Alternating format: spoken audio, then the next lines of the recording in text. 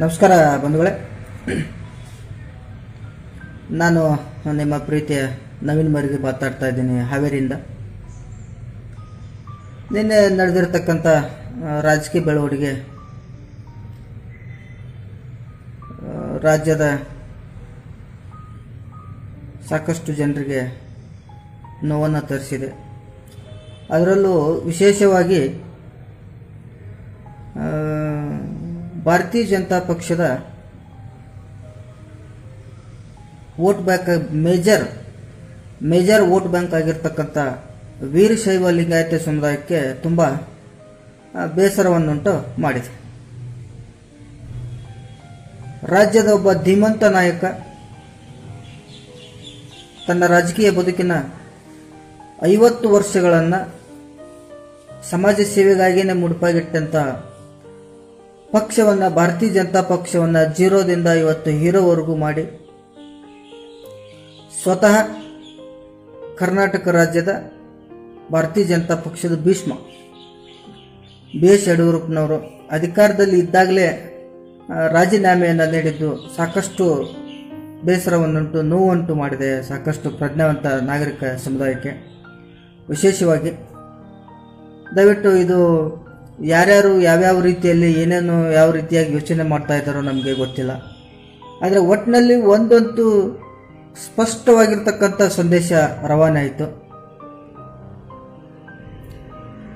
ಎಲ್ಲ ಒಂದು ಕಡೆಗೆ ಅಧಿಕಾರದಲ್ಲಿದ್ದಾಗಲೇ ಒಬ್ಬ ನಾಯಕನನ್ನು, ಒಬ್ಬ ಮೇರು ನಾಯಕ, ಧೀಮಂತ ನಾಯಕನನ್ನು ರಾಜೀನಾಮೆ ಪಡ್ಕೊಳ್ಳೋದಿದೆಯಲ್ಲ, ಇದು ತುಂಬ ಬೇಸರದ ಸಂಗತಿ ಕೂಡ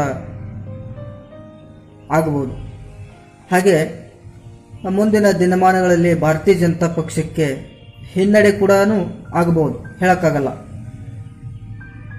ಕೆಲವೊಂದು ತತ್ವ ಸಿದ್ಧಾಂತಗಳ ಮೇಲೆ ಕೆಲವೊಂದಿಷ್ಟು ಜನ ಹೊರಟರೆ, ಕೆಲವೊಂದಿಷ್ಟು ಜನ ಸಮುದಾಯದ ಭಾವನೆಗಳಿಗೆ, ಸಮುದಾಯದ ವ್ಯಾಲ್ಯೂಸ್ಗಳಿಗೆ ಬೆಲೆ ಕೊಡಬೇಕಾಗ್ತದೆ. ಆ ಕೆಲಸವನ್ನು ಮಾಡ್ತಾ ಇರ್ತಾರೆ. ಸೊ ಇಲ್ಲಿ ಒಂದು ವಿಚಾರ ಏನು ಸ್ಪಷ್ಟವಾಗಿ ಗೊತ್ತಾಗುತ್ತೆ ಅಂದರೆ, ಯಡಿಯೂರಪ್ಪನವರು ವೀರಶೈವ ಲಿಂಗಾಯತ ಸಮುದಾಯದ ಪ್ರಶ್ನಾತೀತ ನಾಯಕರು. ಇವತ್ತು ಅಂಥ ಧೀಮಂತ ನಾಯಕನನ್ನೇ ಇವತ್ತು ಅಧಿಕಾರದಿಂದ ಕೆಳಗಿಳಿಸಿದ ತಕ್ಷಣ ಆ ಸಮಾಜಕ್ಕೆ ಸಹಜವಾಗಿಯೇ ನೋವಾಗ್ತದೆ, ಆ ಸಮುದಾಯದ ಭಾವನೆಗಳಿಗೆ ಧಕ್ಕೆ ಆಗ್ತದೆ. ಆ ಒಂದು ಉದ್ದೇಶದಿಂದ ಮುಂದಿನ ದಿನಗಳಲ್ಲಿ ಮತ್ತು ಭವಿಷ್ಯದಲ್ಲಿ ಭಾರತೀಯ ಜನತಾ ಪಕ್ಷಕ್ಕೆ ಎಲ್ಲೋ ಒಂದು ಕಡೆಗೆ ಹಿನ್ನಡೆನೂ ಆಗಬಹುದು, ಅಥವಾ ದೊಡ್ಡ ಪ್ರಮಾಣದ ವೋಟ್ ಬ್ಯಾಂಕ್ ಹೊಡೆತ ಕೂಡ ಬೀಳ್ಬೋದು ಅನ್ನೋ ಮಾತು ಸಾಕಷ್ಟು ಚಿಂತಕರ ಚಾವಡಿಯಿಂದ ಮತ್ತು ಇಂಟೆಲಿಜೆನ್ಸಿಯಿಂದ ಕೇಳಿಬರ್ತಕ್ಕಂಥ ಮಾಹಿತಿ ಕೂಡ ಆಗಿದೆ. ನಮ್ಮ ಉದ್ದೇಶ, ನಮ್ಮ ಆಸೆ ಇದ್ದದ್ದು ಇಷ್ಟೇ. ಎಲ್ಲ ಒಂದು ಕಡೆಗೆ ಈಗ BS ಯಡಿಯೂರಪ್ಪಾಜಿಯವರನ್ನು ಇನ್ನು 2 ವರ್ಷ ತುಂಬ ಕ್ರಿಯಾಶೀಲರಿದ್ದರು, ಆ್ಯಕ್ಟಿವ್ ಆಗಿದ್ದರು. ಈ ಅಧಿಕಾರ ಪೂರ್ಣಗೊಳಿಸೋವರೆಗೂ ಅವರನ್ನು ಇದ್ದಿದ್ರೆ ತುಂಬ ಚೆನ್ನಾಗಿರ್ತಿತ್ತು ಅನ್ನೋದು ಸಾಕಷ್ಟು ಜನರ ಆಶಯ ಕೂಡ ಆಗಿದೆ. ಎನಿವೆ, ಯಾರ್ಯಾರು ವಿಚಾರಧಾರೆಗಳು, ಯಾರ್ಯಾರ ಆಂತರಿಕ ತಂತ್ರಗಾರಿಕೆ, ರಾಜಕೀಯ ನೈಪುಣ್ಯತೆ ಏನಿದೆ ಗೊತ್ತಿಲ್ಲ. ಆದರೆ ಒಂದು ಮಾತನ್ನು ನಾನು ಸ್ಪಷ್ಟವಾಗಿ ಹೇಳಕ್ಕೆ ಇಷ್ಟಪಡ್ತಾ ಇದ್ದೀನಿ. ಕರ್ನಾಟಕದ ಭಾರತೀಯ ಜನತಾ ಪಕ್ಷದ ಪಾಲಿಗೆ ಯಡಿಯೂರಪ್ಪನ ಎಡಗಾಲಿನ ಚಪ್ಪಲಿನ ಧೂಳಿಗೂ ಸಮನಾಗಿಲ್ಲ. ಸಾಕಷ್ಟು ಜನ, 10 ಜನ MLA ಗೆಲ್ಸ್ಕೊಂಬರೋ ತಾಕತ್ತಿಲ್ಲ, ದಮ್ಮಿಲ್ಲ ಅಂಥವ್ರು ಇವತ್ತು ಬೇಡ, ಮಾತಾಡೋದು ಬೇಡ. ಎಲ್ಲರನ್ನ ನಾವು ಗೌರವಿಸಬೇಕಾಗ್ತದೆ, ಎಲ್ಲರನ್ನು ನಾವು ಸಹಜವಾಗಿ ಎಲ್ಲರನ್ನು ಕಾಣಬೇಕಾಗ್ತದೆ. ಆ ಒಂದು ಉದ್ದೇಶದಿಂದ ಇವತ್ತು ಯಡಿಯೂರಪ್ಪಾಜಿ ರಾಜೀನಾಮೆಯಿಂದ ನೀವೆಲ್ಲ, ನಿಮ್ಮ ಪ್ರೇತಾತ್ಮಗಳೆಲ್ಲ ಇವತ್ತು ಸಂತೃಪ್ತ ಆಗಿರ್ಬೋದು. ನಿಜ, ಒಬ್ಬ ವ್ಯಕ್ತಿನ ನಾವು ಕೆಳಗಿಳಿಸಿದ್ವಿ, ಅದು ಇದು. ಸಾಕಷ್ಟು ಜನ BJPನಲ್ಲೇ ಕಾಂಗ್ರೆಸ್ ಜೊತೆಗೆ, JDS ಜೊತೆಗೆ ಶಾಮೀಲಾಗಿರ್ತಕ್ಕಂಥವ್ರು ಇದ್ದಾರೆ. ಮೀರ್ ಸಾಧಕರು ಸಾಕಷ್ಟು ಜನ ಇದ್ದಾರೆ. ಇರಲಿ, ಪರವಾಗಿಲ್ಲ. ಭವಿಷ್ಯದಲ್ಲಿ ಭಾರತೀಯ ಜನತಾ ಪಕ್ಷ ಉತ್ತುಂಗಕ್ಕೆ ಏರಲಿ ಅನ್ನೋ ಮಾತನ್ನು ಕರ್ನಾಟಕ ರಾಜ್ಯದಲ್ಲಿ ನಾನು ಆಶಿಸ್ತೇನೆ. ಜೊತೆಗೆ ವೀರಶೈವ ಲಿಂಗಾಯತ ಸಮುದಾಯದ ಭಾವನೆಗಳಿಗೆ ಎಲ್ಲ ಒಂದು ಕಡೆಗೆ ಧಕ್ಕೆ ತಂದಿದೆ ಅನ್ನೋ ಮಾತು ಕೂಡ ಕೇಳಿ ಬರ್ತಾ ಇದೆ. ಎನಿವೆ, ನಾನು ನನ್ನ ಕಡೆಯಿಂದ ವೈಯಕ್ತಿಕ, ನಾನು ಯಡಿಯೂರಪ್ಪಾಜಿಯನ್ನು ನೋಡ್ಕೊಂಡು ಬೆಳೆದಂಥವ್ರು ನಾವೆಲ್ಲ.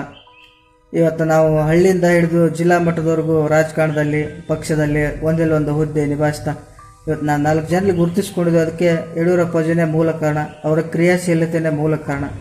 ಅವರು ಯುವ ಸಮುದಾಯಕ್ಕೆ ಒಂದು ಪ್ರೇರಣಾ ಶಕ್ತಿ ಆಗಿದ್ದರು. ಅವರು ನಮ್ಮ ಪ್ರಾತಃ ಕಾಲ ಸ್ಮರಣೀಯರು. ನಾವು ಸದಾ ಅವರು ನಮ್ಮ ಹೃದಯದಲ್ಲಿ ಅವರಿಗೆ ಸ್ಥಾನ ಮಾನ ಜಾಗ ಸದಾ ಇರ್ತದೆ. ಅದರ ಜೊತೆಗೆ ಯಡಿಯೂರಪ್ಪಾಜಿ ಮುಂದಿನ ಜೀವನ ಸುಖಮಯವಾಗಿರಲಿ ನಾನು ಆಶಿಸ್ತೇನೆ. ಭಗವಂತ ತಾಯಿ ಚಾಮುಂಡೇಶ್ವರಿ ಫಲಪ್ರದವನ್ನು ಅವ್ರಿಗೆ ಕೊಡಲಿ. ನಮ್ಮಂಥ ಯುವಕರಿಗೆ ಅವರ ಆಶೀರ್ವಾದ ಸದಾ ಇರಲಿ ಅನ್ನೋ ಮಾತನ್ನು ಈ ಸಂದರ್ಭದಲ್ಲಿ ನಾನು ಹೇಳಿ ಯಡಿಯೂರಪ್ಪಾಜಿಗೆ ಮತ್ತೊಮ್ಮೆ ಮಗದೊಮ್ಮೆ ನನ್ನ ಕಡೆಯಿಂದ ಪ್ರೀತಿಯ ವಂದನೆಗಳನ್ನು ತಿಳಿಸ್ತೇನೆ. ನಿಮ್ಮ ಮುಂದಿನ ಭವಿಷ್ಯ ಉಜ್ವಲವಾಗಿರಲಿ ಅಪ್ಪಾಜಿ. ಭಗವಂತ ಫಲಪರವನ್ನು ನಿಮ್ಗೆ ಕರುಣಿಸಲಿ ಅನ್ನೋ ಮಾತನ್ನು ಈ ಸಂದರ್ಭದಲ್ಲಿ ಹೇಳಿ ನನ್ನ ಮಾತು ಮುಗಿಸ್ತೇನೆ. ನಮಸ್ತೆ. ಈ ಮಾಹಿತಿ ನಿಮಗೆ ಇಷ್ಟವಾಗಿದ್ದರೆ ಲೈಕ್ ಮಾಡಿ, ಶೇರ್ ಮಾಡಿ, ಹಾಗೆ ನಮ್ಮ ಕೋಸ್ಟಲ್ ಕನ್ನಡ ಯೂಟ್ಯೂಬ್ ಚಾನಲ್ಗೆ ಸಬ್ಸ್ಕ್ರೈಬ್ ಮಾಡಿ. ನಮ್ಮ ಹೆಚ್ಚಿನ ಅಪ್ಡೇಟ್ಸ್ಗಳಿಗಾಗಿ ಕೋಸ್ಟಲ್ ನೆಟ್ವರ್ಕ್ ಇನ್ಸ್ಟಾಗ್ರಾಮ್ ಪೇಜ್ ಹಾಗೆ ಫೇಸ್ಬುಕ್ ಪೇಜ್ಗೆ ವಿಸಿಟ್ ಮಾಡಿ. ಧನ್ಯವಾದಗಳು.